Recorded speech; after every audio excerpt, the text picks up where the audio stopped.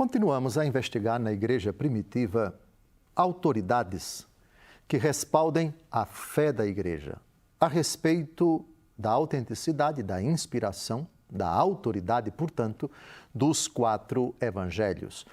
Hoje vamos apresentar a seguinte pergunta e vamos buscar num padre da igreja a resposta. Quando cada evangelista, Mateus, tomado individualmente, Marcos individualmente, Lucas individualmente e João individualmente, redigiram seus evangelhos, um ignorava o que o outro escreveu, ou que os outros já teriam escritos. Depois nós vamos ver a questão da ordem no tempo. Quem foi redigido, qual evangelho que foi redigido primeiro, depois em segundo lugar, depois o terceiro, depois o quarto. Não foram escritos em épocas diferentes, em épocas iguais, mas em épocas diferentes. Mas a pergunta é, um ignorava ou ignorou o que o outro escreveu, supondo a partir do segundo, porque houve um primeiro evangelista que redigiu em primeiro lugar o evangelho mais antigo, e vamos ver qual foi. Responde Santo Agostinho à questão da ignorância que um tinha ou não tinha a respeito do teor, do conteúdo do evangelho que os outros haviam escritos ou ainda iriam escrever. Ainda que cada um deles pareça ter seguido seu plano narrativo particular, não se vê, no entanto, que tenham querido escrever como que ignorando o que o outro havia já dito, ou que tenham passado por algo que ignoravam e depois se tenha descoberto que outro o havia escrito. Cada um colaborou segundo a inspiração de Deus.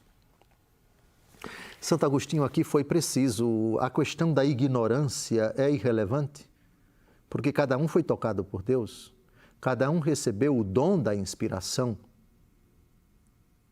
Depois nós vamos ver a teoria das fontes, ainda que brevemente, isto é, que fontes o evangelista Marcos utilizou para redigir o seu evangelho.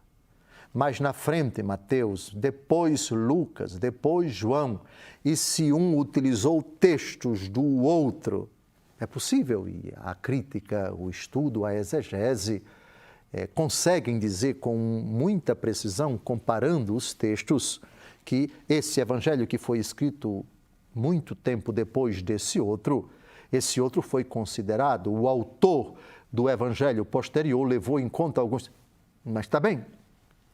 Mas aquele texto que não aparece no evangelho segundo Lucas, que é posterior e aparece naquele outro e vice-versa, porque um não contém essa narrativa, essas passagens no outro, não se trata aqui de ignorância.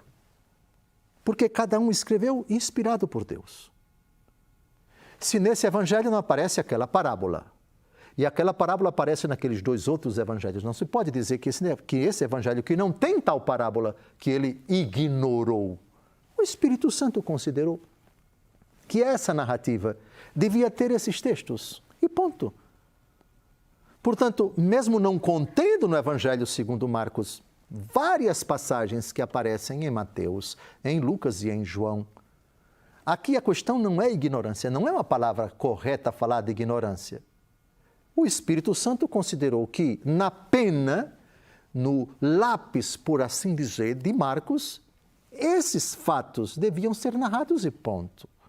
Se naquele outro evangelho mais demorado, mais longo, outras passagens, outras narrativas, outros ensinamentos, outros episódios, outras parábolas, outras alegorias de Jesus deviam aparecer, não se trata que esse daqui ignorava, aquele outro não ignorava. A questão não é essa.